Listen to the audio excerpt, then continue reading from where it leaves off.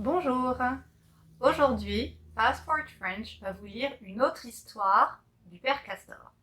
Cette histoire s'appelle Je ne trouve pas le sommeil. Je pense que ça arrive à beaucoup d'entre vous, n'est-ce pas?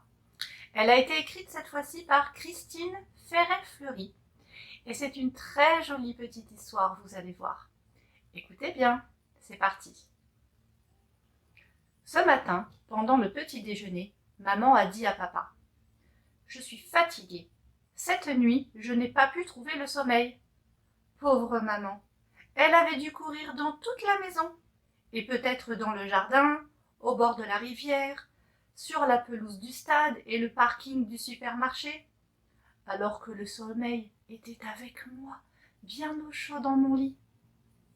Ce soir, ai-je pensé, je prendrai le sommeil et je le porterai dans la chambre de maman.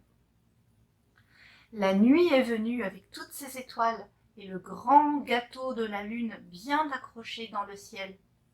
Mais le sommeil, lui, n'est pas venu. Je l'ai attendu longtemps. J'ai pris mes habits de pirate pour voyager avec lui jusqu'au matin, et puis mon déguisement de fée pour qu'il n'ait pas peur d'entrer. Mais à la fin, comme il ne venait toujours pas, j'ai décidé d'aller le chercher. Il n'était pas dans le salon. Seul le chat rêvait près du feu. Il n'était pas dans la cuisine. Mais quand j'ai voulu emmener Poum, le chien, avec moi, pour suivre la piste du sommeil, il n'a pas bougé, même d'une oreille. Il n'était pas dans la buanderie. La buanderie, c'est là où on s'occupe du linge.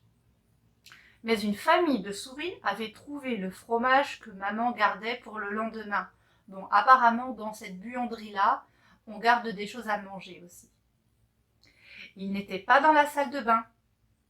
Il n'était même pas dans le grenier, où pourtant j'avais très peur d'entrer.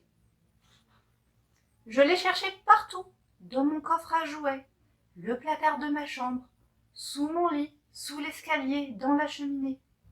J'allais mettre mes bottes et ma veste pour sortir dans le jardin, quand j'ai senti que le sommeil venait se poser tout doucement sur mes paupières.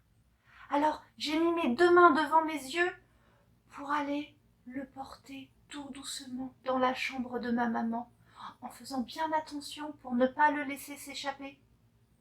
Ce n'était pas facile dans le noir. Arrivés près du grand lit, le sommeil et moi, nous étions si fatigués que nous sommes restés là jusqu'au matin. Et voilà, qu'est-ce que tu as pensé de cette petite histoire? Elle est jolie, non? Donc ça vient de ce livre, Les petites histoires du Père Castor, et je vous lirai une autre histoire la prochaine fois.